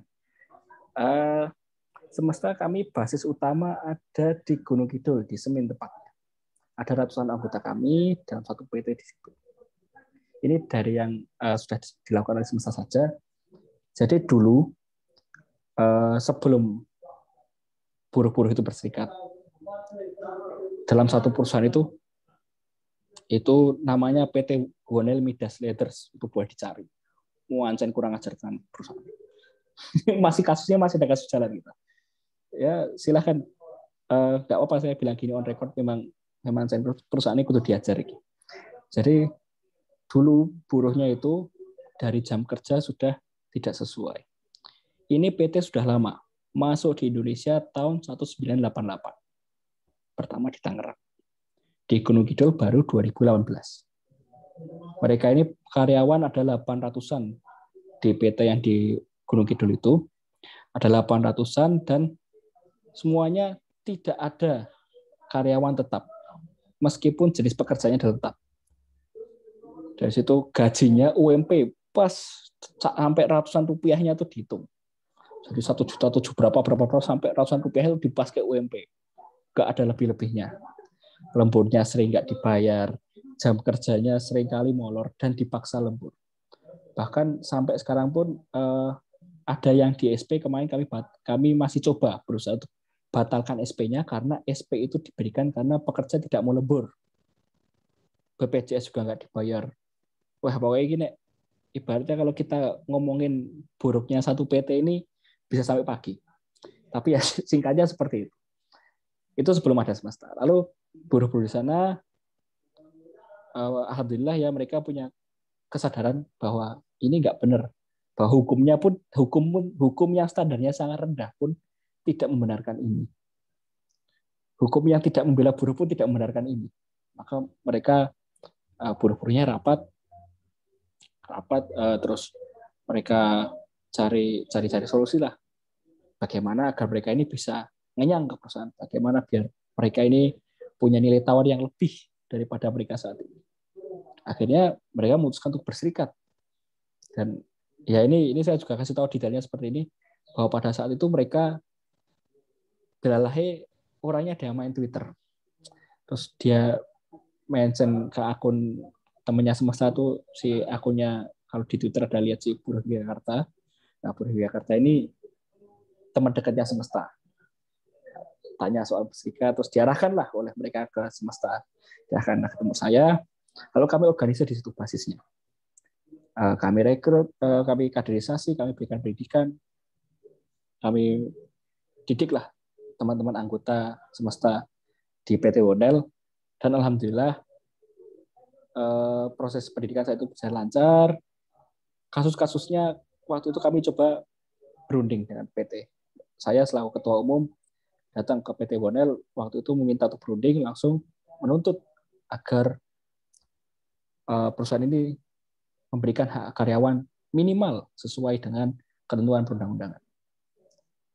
Ya, sebagian negosiasi berjalan lancar, sebagian tidak. Alhamdulillah ya, singkat cerita sekarang ini teman-teman di PT Wonel itu BPJS dibayarkan, nggak ada lembur yang dipaksa lagi, uang lemburnya pun dibayarkan sekarang. Dulu mereka tuh lembur hampir setiap hari, dan mereka kerja 5 hari kerja itu hampir setiap Sabtu itu disuruh masuk. Setiap Sabtu disuruh masuk tapi nggak dibayar. Ini seringkali mereka seperti itu, dan alhamdulillah sekarang udah nggak ada lagi hal seperti itu karena secara serikat sudah memberi peringatan langsung ke perusahaan. Waktu itu saya minta berdialog dengan perusahaan. Saya minta berdialog, dari perusahaan nggak mau. Mereka ada saja alasannya menolak untuk berunding, karena saya pikir ini lama banget nih, kita diajak ngobrol baik-baik nggak bisa, ya dikeplak sisan loh. Saya masukkan laporan ke Disnaker, saat itu saya tempuh jalur litigasinya, akhirnya dia normatif lah, dipanggil, diberi peringatan, seperti itu. Akhirnya sekarang ya sudah jauh lebih baik. Jadi ini menunjukkan bagaimana perusahaan itu ketika menghadapi pekerja dalam jumlah sedikit dan dengan menghadapi serikat yang sudah legal, yang sudah ada anggotanya, dan ya biasanya ya memang serikat lebih paham atau lebih berpengalaman menangani kasus hubungan industrial dibanding buruh yang perorangan. Serikat ketika 1 atau 2 orang yang protes ya mereka PHK saja. Ngopo ya. Perusahaan ketika menghadapi 1-2 orang PHK. Tapi ketika serikatnya datang, lah mau PHK saya, saya bukan pekerja di situ kok. Tapi kan saya legal, saya punya izin, semesta punya izin untuk berserikat. Semesta diakui oleh Dinas Tenaga Kerja di kota itu sudah cukup untuk dan kami juga punya anggota, jadi cukup alasan kami untuk datang dan melakukan negosiasi. Ya singkat cerita, sekarang kondisi kerjanya jauh lebih bagus. Alhamdulillah, pekerja sudah sedikit-sedikit mulai terpenuhi. Itu contoh kasusnya saja. Tapi juga saya sih lebih berharap kalau teman-teman buruh dan calon buruh, teman-teman mahasiswa juga mulai berserikat itu baiknya malah sebelum ada masalah. Jadi saya sendiri di semesta memandang sebenarnya kalau di perusahaan itu ada serikat, lalu di situ ada kasus, itu justru bukan hal yang membanggakan bagi serikat. Karena idealnya, bagusnya justru nggak ada kasus. Bagusnya ketika perusahaan itu mau nakal atau jadi nakal itu nggak berani karena ada serikat. Bagusnya. Cuma kan ya kadang ya tidak memuluskan perjuangan itu. Jadi saya juga terus-terusan mengajak teman-teman semuanya untuk berserikatlah. Ya syukur-syukur gabung semesta. Nek B-nya lain ya silahkan. Itu. Nah, terus ini sedikit nyambung sama pertanyaan Mas moderator tadi ke Mas Heri. Sedikit relevan ya. Saya cerita apakah berserikat ini sebagai jalan ikhtiar atau untuk juga kita menunggu kebaikan pemerintah atau kebaikan teman-teman dari asosiasi pengusaha untuk memberikan nasib yang lebih baik bagi buruh. Saya juga ingin membahas kelas balik ini. Kalau zaman dulu itu budak-budak itu tidak melawan, kita nggak akan sampai ke tahap feodalisme. Kalau zaman dulu budak-budak itu ketika dicambuk, dipaksa pekerja mereka, menurut saja mereka gitu terus sampai ratusan tahun, mungkin sampai sekarang kita masih di bawah perbudakan. Nah, kalau jelata-jelata di bawah feodalisme itu tidak melawan, kita juga tidak akan sampai ke tahap kapitalisme ini, kecuali DIY masih feodalisme. Tapi secara umum kan ya, kalau jelata-jelata atau rekan-rekan pengusaha waktu itu tidak melawan, ya kita akan terus-terusan terjebak pada feodalisme. Bedanya di sini feodalismenya canggih dengan kapitalisme. Jadi kalau saya melihat bagaimana kelas yang di bawah itu selalu berjuang agar bisa setidaknya mendapat kualitas hidup yang lebih baik. Maka kalau pekerja-pekerja zaman sekarang ini tidak melawan dalam artian bersolidaritas atau berserikat, akan susah bagi kita untuk hanya mengharapkan kasihan dari pemerintahnya.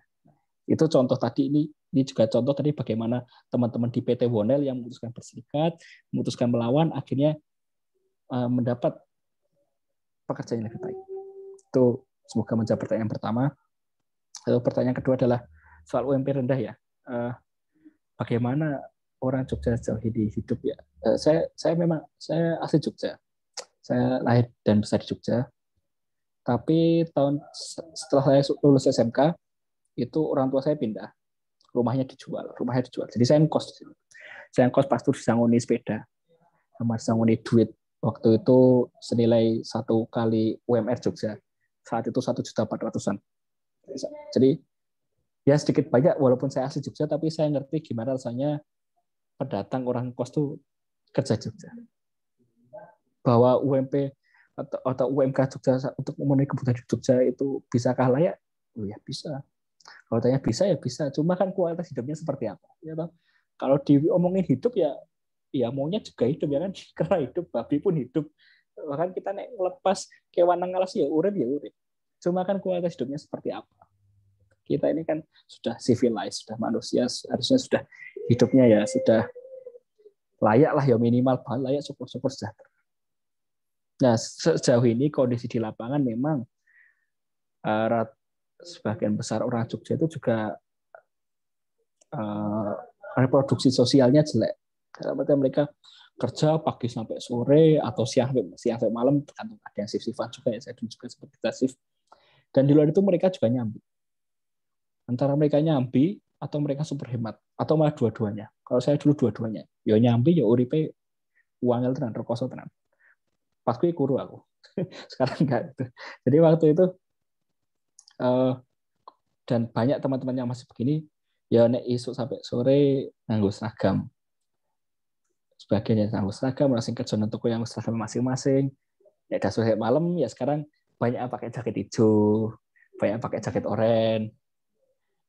Itu jangan dipandang sebagai hal yang memalukan. Ya mereka ini ya karena tuntutan hidupnya harus seperti itu. Dan sampai sekarang pun banyak akhirnya apa? Akhirnya mereka jatuhnya sebenarnya ini sebenarnya merugikan pengusaha juga. Di mana buruh itu harusnya kerja 8 jam, kalau upahnya layak mereka bisa istirahat, bersosialisasi, besoknya kerja sudah bagus lagi kondisinya, malah ora, wis kerja sing aspal dalan. Bayar kosongnya double. Dan ini memang banyak terjadi, Mas, banyak terjadi. Teman-teman kami juga banyak seperti itu. Jadi ya jeleknya atau rendahnya penetapan UMP ini berdampak kepada rendahnya kualitas reproduksi sosial buruh, dan yang pada akhirnya juga berdampak pada produktivitas di tempat kerja. Kalau pengusaha kita mau simpati dengan pengusaha ya, ya seperti itu. Tapi ya akhirnya akal-akalan dan kunci-kunci. Secara konklusi bagi kami sih, UMP itu tidak cukup untuk hidup layak sesuai dengan standar kebutuhan hidup layak. Itu kalau dulu PP 78 2015 atau sebelumnya Undang-Undang 13 tahun 2003 itu seperti itu. Kalau sekarang di Omnibus Law PP 78 sudah diganti dengan PP nomor 37 tahun 2021 soal pengupahan, ada standar kebutuhan hidup layak, itu sudah UMPDI itu meh lenga kali piye-piye jane ra iso. Enggak, angkanya enggak ketemu. Ya kecuali kalau dengan doktrin-doktrin seperti merendahkan bagaimana syukur, merendahkan bagaimana kalimat rimo ing pandem itu disesatkan dan dipelitirkan seolah-olah bahwa kamu harus menerima berapapun jumlahnya. Nah, itu baru bisa ketemu. Tapi enggak gitu, orang bakal ketemu, Mas. Nah, seperti itu ya. Semoga menjawab. Kalau kurang boleh tanyakan lagi. Terima kasih, Mas. Baik, terima kasih, Mas Faisal. Mas Heri, tadi tanggapan terkait yang ditanyakan Mas Fajar tadi. UMP ya, soal UMP ya tadi ya. Ya. Oke. Sebenarnya kalau soal UMP itu ya,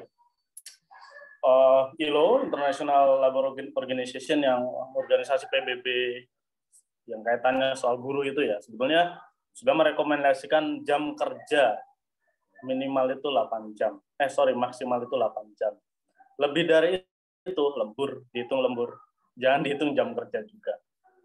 Nah, kalau dengan 8 jam itu cukup ya, istilahnya upah yang kita terima dalam sebulan dengan dengan jam kerja 8 jam itu udah cukup.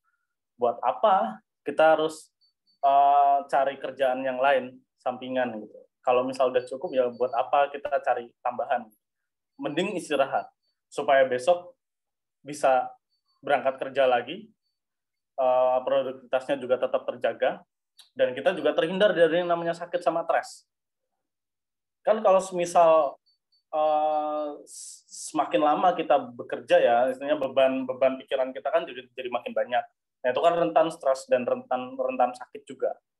Dan tentunya itu akan berdampak pada produktivitas pekerja. Dan yang lebih jauh itu akan berdampak juga ke pengusaha. Karena yang namanya pengusaha kan selalu terikat dengan pekerja.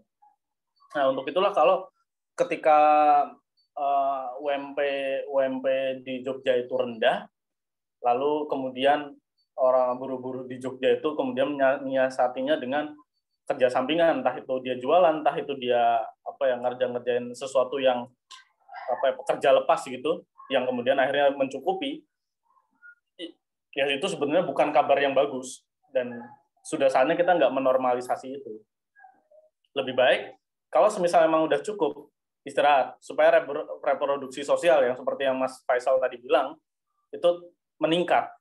Jangan yang kemudian udah kerja baru ngaspal dalan, engko urung golek walang, urung ini dan sebagainya, capek. Dan akhirnya itu akan berdampak ke istilahnya apa ya kalau anak-anak HRD itu work life balance ya. Itu juga yang harus kita perhatikan ketika bekerja.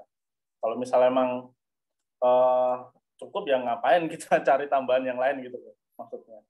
Jadi kita jangan sampai menormalisasi bahwa kerja double-double itu sampai seharian penuh untuk mencukupi hidup itu sebagai sesuatu yang normal. No, meskipun untuk akhirnya mengubah nominal UMPDI itu sangat sulit sebetulnya, karena PP-nya mengatur upah minimum itu ditentukan berdasarkan tingkat inflasi, yang mana tingkat inflasi itu data inflasi itu sebenarnya dirilis oleh pemerintah sendiri. Nah, sebetulnya dari situ aja agak susah, karena pada akhirnya kan tetap pemerintah ini yang punya peran, dan pemerintah juga yang akhirnya sebenarnya memutuskan di mana peran buruh. Peran buruh ya tadi dengan berserikat, kalau semisal banyak itu bisa jadi anggota Dewan Pengupahan, entah itu di tingkat nasional atau tingkat provinsi atau tingkat kabupaten kota, itu bisa. Cuman permasalahannya ketika serikat buruh yang punya mimpi untuk dapat nominal UMP yang lebih tinggi, ini dia kalah jumlah dengan serikat-serikat buruh yang jahat, yang sama jahatnya dengan pemerintah. Ya kondisinya akan seperti ini aja. Naik 50.000 atau naik 20.000 udah dikatakan sebagai wah ini terima kasih kepada pemerintah sudah menaikkan UMP. Semoga teman-teman buruh ini makin produktif. Cuman naiknya cuma 20.000 atau 50.000 per tahun. Ya buat apa? Nggak berdampak sama sekali menurutku. Karena setiap tahun kebutuhan hidup itu atau biaya hidup itu akan terus naik. Sama halnya dengan dengan ya mirip-mirip harga tanah sebetulnya. Harga tanah itu jarang ada yang turun kecuali kondisi-kondisi tertentu. Jarang ada yang turun dan biaya hidup pun jarang atau sulit sekali turun. Nah, untuk kemudian ini harus disesuaikan dengan perkembangan nominal upah. Jangan sampai turun atau naiknya cuma dikit-dikit. Itu nggak akan berdampak sama sekali. Makanya kita jangan menormalisasi lah, bahwa katakanlah saja bahwa ini upahnya kurang, upahnya tidak memenuhi standar hidup layak, seperti itu.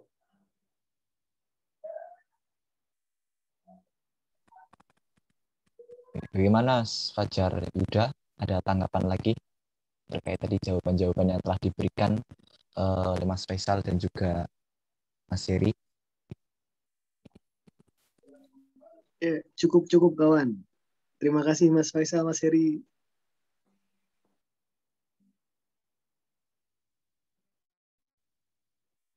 Oke. Gimana teman-teman yang ada di forum? Ada tanggapan lagi atau ada yang ingin didiskusikan lagi? Atau yang ingin ditanyakan lagi bisa langsung speak up atau raise hand atau mic, atau juga bisa melalui kolom komentar, kolom chat. Dan mengingatkan kembali juga teman-teman jangan lupa untuk ada link presensi dan evaluasi, bisa sempatkan untuk mengisi.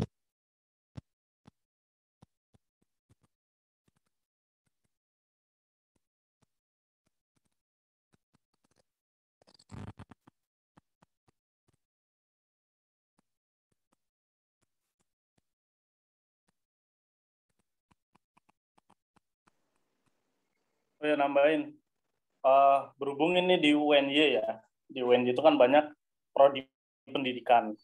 Nah, karena prodi pendidikan mayoritas ya, nggak bilang semuanya, mayoritas itu tentunya akan berkarir atau beraktivitas di instansi pendidikan, entah itu sekolah, entah itu sekolah milik pemerintah, milik negara, atau sekolah milik swasta. Nah, kan sebelum untuk menjadi guru ya, singkatnya guru aja, itu kan biasanya melalui namanya guru honorer. Nah, seperti yang sering diberitakan oleh media massa bahwa guru honorer ini gajinya kecil banget. Ada yang 300.000 per bulan, ada yang nggak digaji sama sekali. Ada yang oke, beruntung dapat lumayan 1,5 juta gitu. Tapi balik lagi, yang kerap diomongkan oleh si pemberi gaji ya, dalam hal ini ada instansi pendidikan, itu mengatakan bahwa yang penting mengabdi dulu, yang penting latihan dulu dan sebagainya. Ya, jangan dinormalisasi, jangan dianggap hal itu sebagai sesuatu yang wajar gitu. Kalau perlu, kalau ke guru, kalau setahu lewatnya PGRI ya, bukan lewat serikat guru. Tapi kalau misal mau lewat serikat guru pun sebenarnya bisa gitu. Enggak. Sebenarnya memang kalau untuk secara administratif susah, nggak bisa. Tapi kalau misal mau disampaikan ke serikat guru itu juga bisa sebenarnya. Jadi apa ya? Jadi sesuatu yang baru gitu. Nah, itu jangan dinormalisasi hal-hal yang semacam itu, karena ya namanya guru itu salah satu indikator kesuksesan pendidikan ya sebetulnya, termasuk ke kesejahteraan guru. Kalau semakin banyak guru yang nggak sejahtera, itu sulit untuk menghasilkan murid-murid yang berkualitas juga. Nah, makanya buat teman-teman yang besok nih mau jadi guru, terus jadi guru honorer dulu, kalau misal dapat gaji yang nggak manusiawi gitu, 300.000 per bulan, mending dituntut aja kepala sekolahnya. Kalau perlu diturunin itu kepala sekolahnya. Atau kalau misalnya emang sulit keluar, terus ngomongin ke orang-orang jangan jadi guru honorer di sekolah A misalnya. Karena cuma digaji 300.000. Jangan dinormalisasi, serius. Kalau misal kita terus menganggap itu normal, susah. Kita mau dapat gaji yang layak itu nggak akan pernah terwujud sampai kapanpun.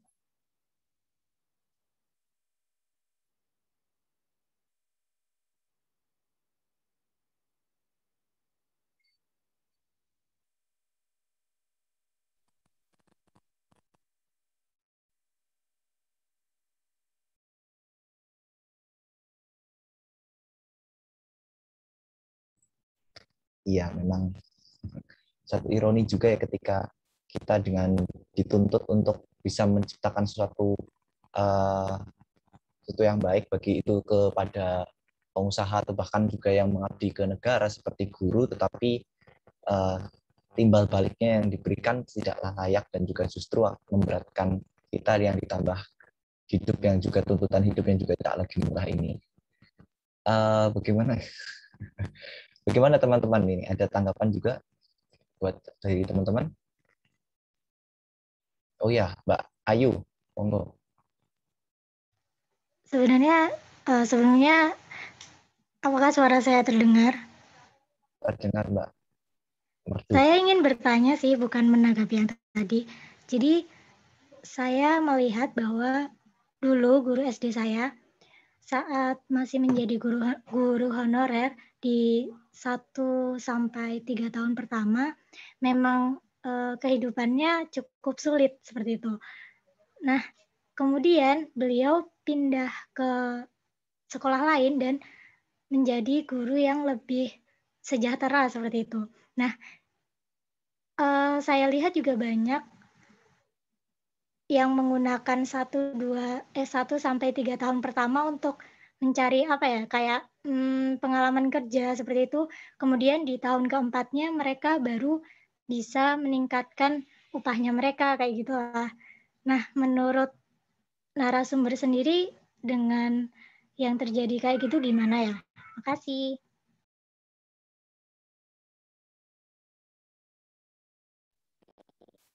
Itu ke Mas Heri kayaknya ini. Mas Heri, dari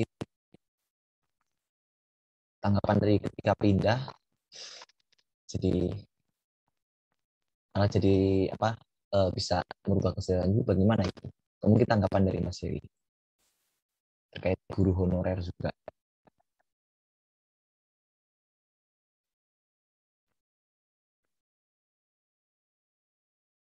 Suaranya Mas belum on mic. Iya, sorry. Oke, terus terang jujur ya, saya belum baca dasar hukum tentang pemberian gaji guru honorer ya seperti apa. Tapi dengan tadi melihat ceritanya Ayu dari siapa tadi mbaknya atau siapanya gitu, Guru kerja SD. jadi guru. Hah? Guru SD-nya saya. Oh, guru SD-nya Mbak Ayu ya. Oke. Dari sekolah A dia nggak dapat gaji yang layak gitu, kehidupannya sulit. Terus pindah ke sekolah B, sama-sama negeri bukan? Sama-sama swasta. Sama-sama swasta. Nah, ini dia permasalahannya. Berarti kan sebetulnya ada yang salah gitu, ada yang salah. Karena nggak ada aturan yang betul-betul mengakomodir semua instansi pendidikan gitu di Indonesia. Tentang dalam hal ini kaitannya soal upah untuk guru honorer. Kalau semisal saya belum baca ya, terus terang ya, nanti coba dicek tolong. Mohon maaf banget saya belum baca soal dasar hukumnya seperti apa. Cuman kalau semisal ada, seharusnya semua instansi pendidikan di semua level itu udah ada aturannya tentang penggajian guru honorer. Dan kalau sudah ada aturannya, ketika ada instansi pendidikan yang punya ketentuan yang berbeda, nah itu menjadi masalah. Karena kita tidak pernah tahu, misal swasta itu kan dia operasionalnya itu kan dari biaya pendidikan ya, dari bayaran yang dibayar oleh si siswa atau dari dana yayasan. Nah, si guru ini tidak pernah tahu sebetulnya neraca keuangannya seperti apa sih. Jangan-jangan si sekolah itu sebetulnya mampu-mampu aja untuk bayar si guru honorer itu dengan upah yang layak. Cuman entah kenapa akhirnya bisa bayarnya itu cuma kecil. Dan itu dibuktikan ketika pindah. Ada aja yang gurunya itu akhirnya dibayar dengan layak.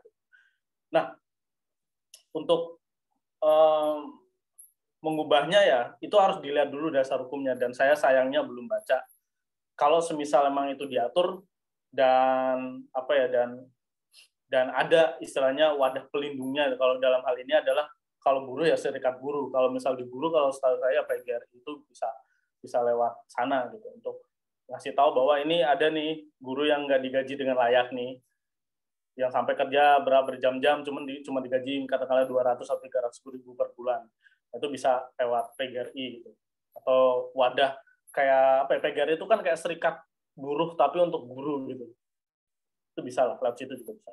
Cuman kalau emang susah ya pindah sekolah gitu, cari yang memang layak, yang memang mampu gaji dengan gaji guru itu dengan nominal yang layak itu daripada yang kecil. Karena kalau misal gitu-gitu terus ya kapan berkembangnya, guru juga nggak akan concern untuk ngasih pelajaran ke murid. Itu aja sih. Maaf ya, terima kasih buat pertanyaannya.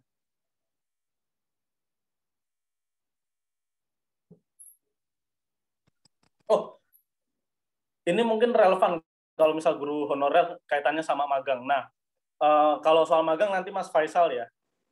Kayaknya kalau magang itu ada aturannya. Ada. Setahu ada.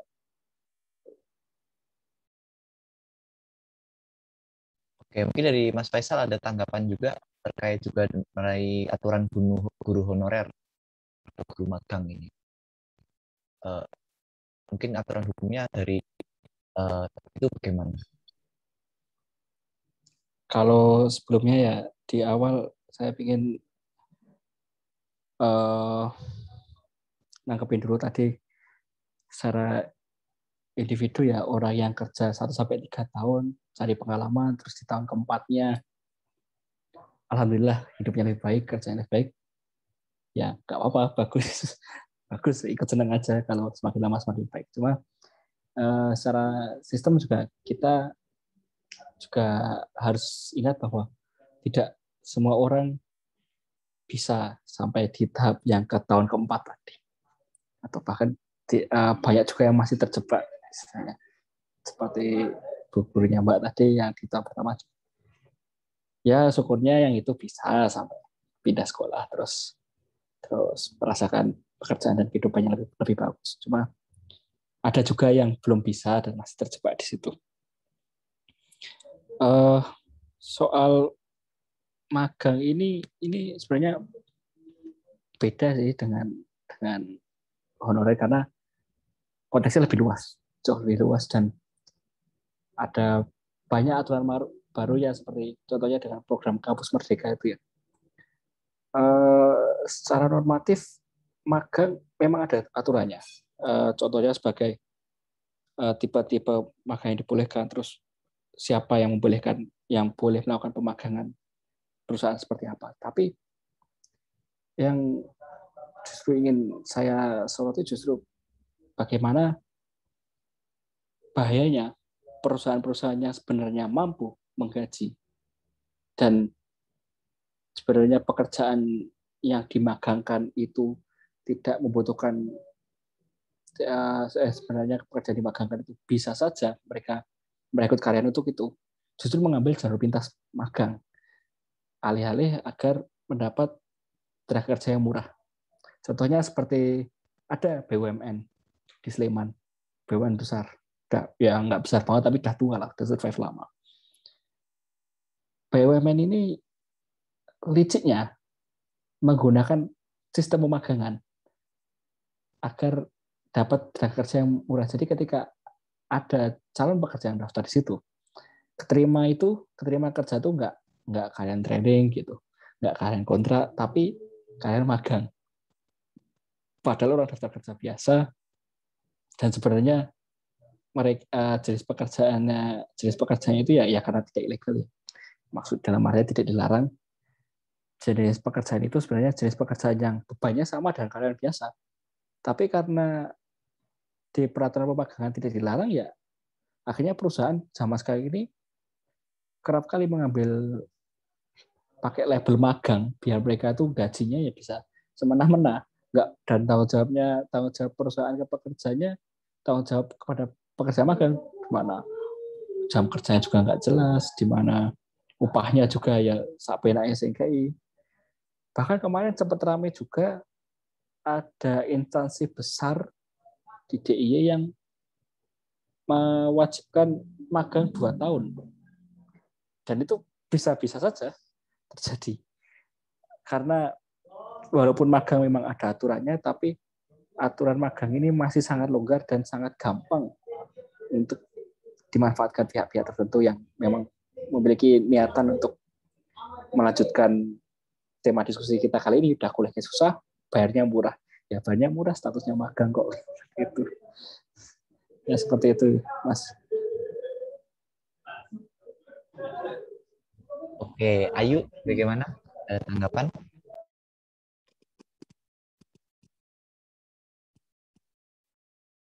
Mbak Ayu?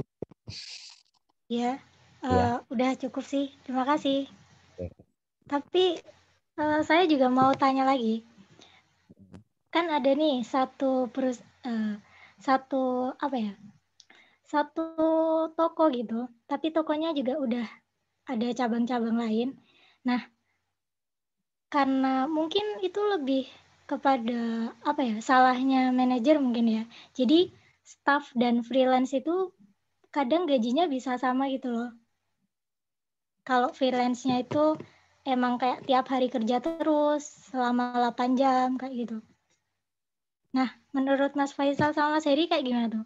Berarti emang dari kayak sistemnya toko atau perusahaan itu sendiri juga harus bagus kan ya? Selain ada undang-undang yang jelas gitu. Terima kasih. Aku dulu kayaknya ya. Iya. Kata freelance itu tricky banget, sangat tricky. Free, bebas ya, artinya bukan gratis ya. Bebas itu sering banget akhirnya aplikasinya jadi gini. Bebas masuk kerja kapan aja, bebas selesai kapan aja, bebas digaji mau seberapa.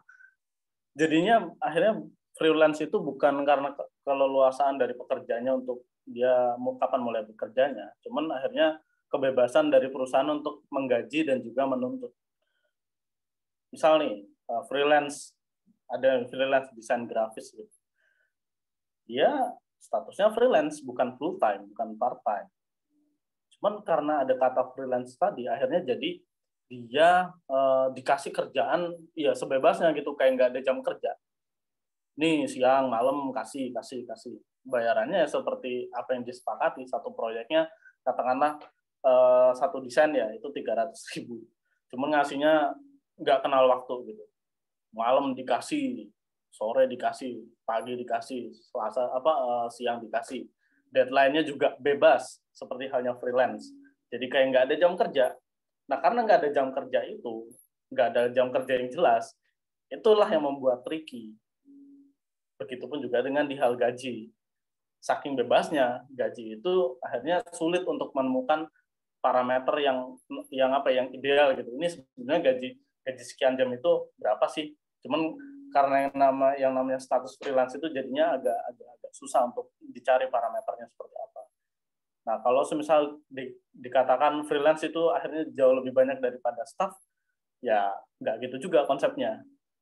Seharusnya kan ini kan kita bicarainnya ini ya upah layak ya, upah yang layak gitu loh, dengan jam kerja yang layak pula. Jangan sampai kemudian kerjanya percuma ya, akhirnya freelance itu kerjanya 14 jam atau 12 jam gitu, hanya untuk nyamain gajinya dengan staff.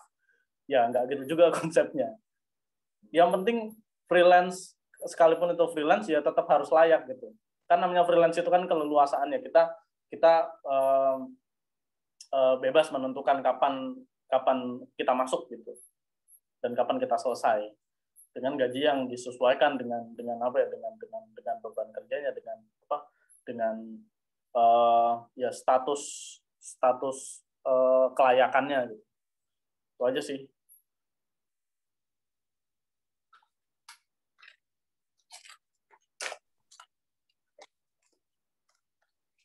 Oke, dari Mas Faisal ada tanggapan?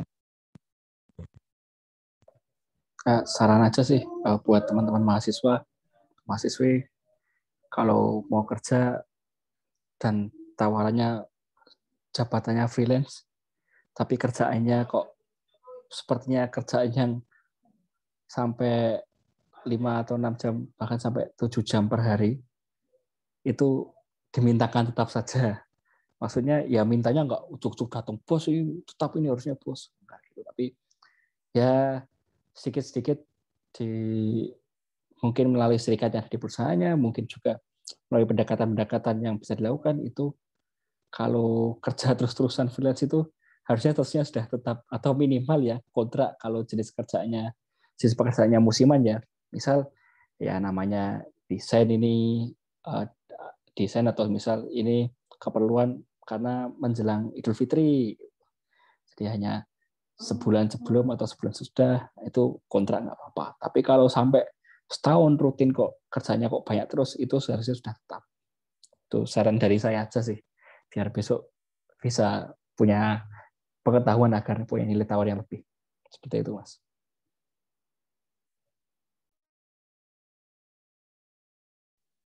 Oke, gimana Ayu? Oke, makasih tanggapannya Mas Heri dan Mas Faisal termasuk sarannya. Udah cukup. Oke, dari teman-teman ini masih ada tanggapan, ada yang ingin ditanyakan atau kita diskusikan?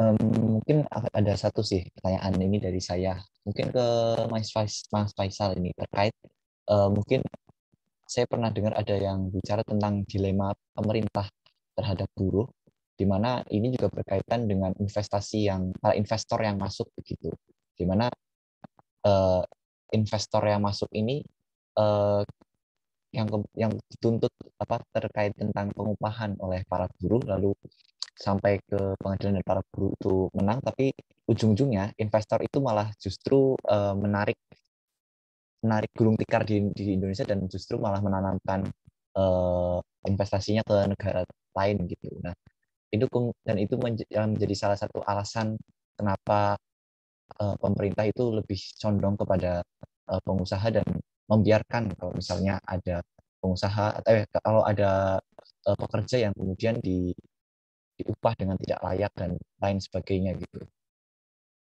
Kalau menurut Mas Faisal terkait adanya seperti itu bagaimana? Saya juga sering kali mendapat pertanyaan ini di media sosial maupun di forum-forum lain, ya bahwa ya itu juga termasuk bagaimana pemerintah itu tentu yang tergoda tadi ya, mengedepankan investasi, mengedepankan pengusaha karena ya mereka memberikan sumbangsi yang lebih besar kepada pajak. Dan mengenai penanaman modal ya, ada survei dari IMF seperti tahun 2014 atau berapa. Mungkin teman-teman bisa cari. Terus nanti kalau saya ketemu ada di galeri saya, tapi rotok lupa, rotok jeru soalnya. Jadi sebenarnya upah buruh itu masuk dalam kategori ke-9 dalam peringkat ke-9 sih, dalam faktor bagi investor untuk menanamkan modal di sebuah negara. Jadi nomor 1 itu justru korupsi. Nomor 1 pertimbangan investor masuk ke sebuah negara adalah korupsi. Terus selanjutnya ada kepastian hukum, selanjutnya lagi ada perizinan, ada yang lain. Makanya kemarin Omnibus Law versi pemerintah narasinya adalah ya ini untuk memudahkan investor karena ini memangkas hukumnya. Ya memang benar memangkas hukum, tapi kan hak pekerja juga dikorbankan di situ. Jadi wajar saja ketika investor itu kurang suka investasi di Indonesia. Ya karena korupsinya tinggi gitu. Jadi dari survei itu tuh menjelaskan bahwa faktor pertama investor nggak masuk ke Indonesia itu justru karena korupsi. Upah buruh itu poin ke-9. Tapi kalau spesifik bilang ke kasus ketenagakerjaan di mana investornya cabut, itu saya rasa merupakan kekecewaan dari kepastian hukum yang nggak jelas. Bisa saja, contohnya ini sedang saya hadapi kasusnya ini, pemiliknya adalah orang luar. Ini saya juga dulu pernah dengan PT di Bantul itu juga mirip-mirip. Penanam modal investornya pemilik utamanya adalah orang luar. Tapi direkturnya di sini yang hubungan seperti itu adalah orang lokal, orang sini, orang Indonesia. Nah, dalam kasus ini orang lokalnya ini ngakali investornya. Jadi memang dia ini tidak ngerti hukum, tidak punya. Jadi udah kok bisa yang ngakali investor ini, wah ini nggak apa-apa, ini gaji buruhnya dikasih jauh, ini lembur segini nggak apa-apa. Jadi melonggarkan hukumnya. Sehingga yang terjadi ketika investornya tahu, malah ya merasa dicurangi. Itu bisa jadi, tapi saya nggak bilang ini soal kasusnya tadi. Itu lebih ke hasil ketidakpastian hukum yang ada di Indonesia. Karena juga banyaknya oknum yang bermain, itu juga jadi faktor. Alhamdulillah ya di DIY pihak-pihak di Senakernya lumayan tanggap. Tapi kalau itu ya bagaimana ketika pemerintah tidak mampu memberikan kepastian hukum yang jelas, pada akhirnya kecewa bukan hanya buruh, tapi pengusaha maupun investor pun juga kecewa. Seperti itu Mas, singkatnya dari saya. Oke.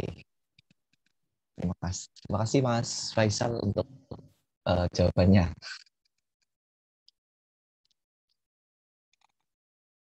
Baik, ini sekarang sudah pukul 8.45. Dari teman-teman masih ada yang ingin didiskusikan atau ditanyakan?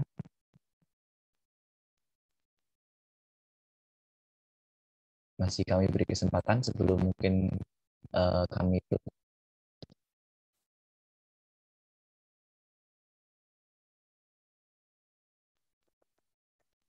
Tidak ada. Oke, kalau begitu mungkin kalau memang sudah tidak ada maka akan dicukupkan untuk diskusi malam hari ini. Pertama mungkin closing statement ya. Mungkin dari Mas Heri dulu.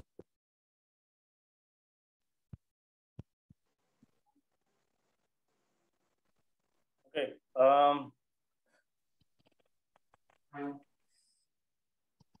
Yang tadi di awal udah disebutin ya, ada 250.000 sarjana yang setiap tahun itu berhasil diwisuda.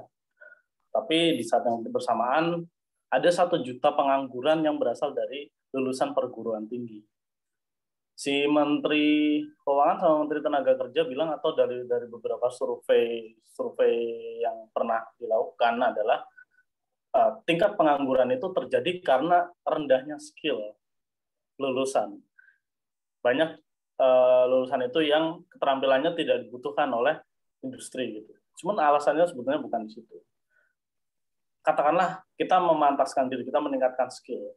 Cuman kalau skill itu akhirnya sudah memenuhi kebutuhan para perusahaan, tapi gajinya masih segitu-gitu aja, berarti sebetulnya yang salah bukan skillnya, tapi dari sistem atau sistem pengupahannya ini yang sebetulnya masih menindas. Itu aja sih. Oke, baik. Dari Mas Faisal, closing statement untuk mengakhiri diskusi. Ya, terima kasih. Mengulang juga seperti yang sudah saya tadi sebelumnya, bahwa sejarah-sejarah sudah menyatakan bahwa perjuangan kelas di bawah itu, kelas yang tertindas itu tidak akan bebas dari penindasan, kecuali mereka bersatu dan melawan. Sama seperti juga di mana di kondisi seperti ini, di mana buruh-buruh juga ditindas baik oleh banyak, enggak semua ya, banyak perusahaan maupun dari pemerintah juga. Dan kekuatan buruh adalah kekuatan solidaritas, kekuatan kebersamaan, kekuatan kolektif bersama.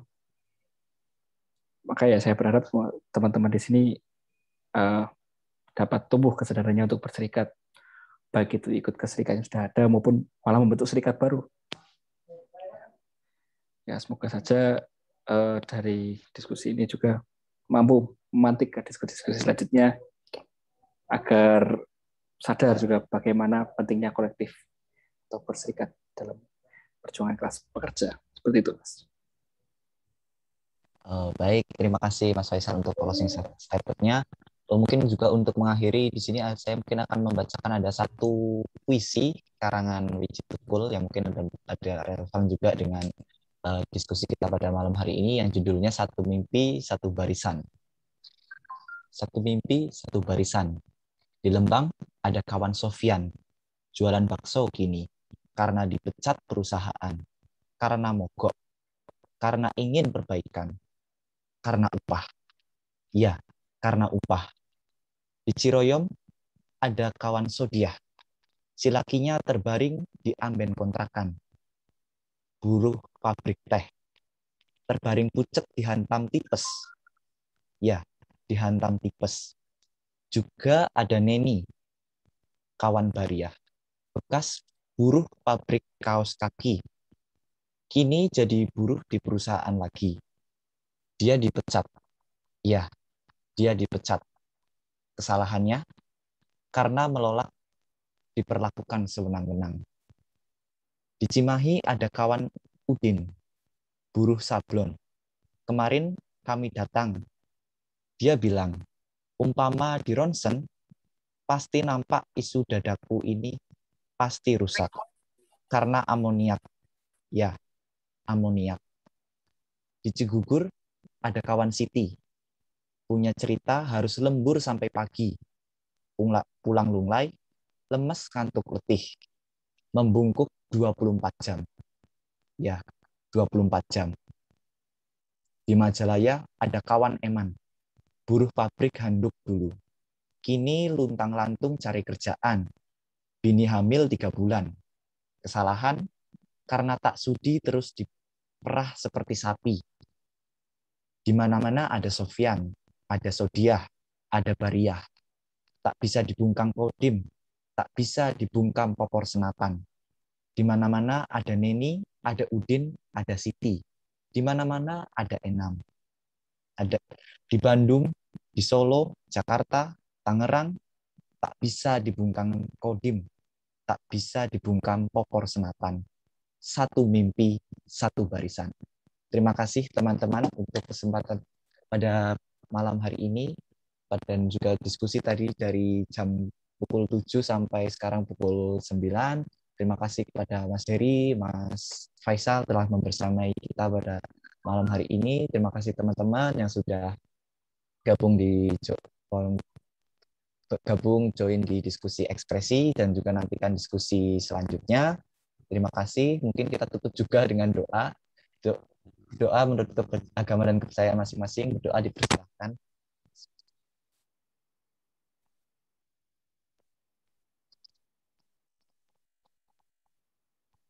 Berdoa tidak dibatasi. Terima kasih. Selamat malam. Wassalamualaikum warahmatullahi wabarakatuh. Waalaikumsalam.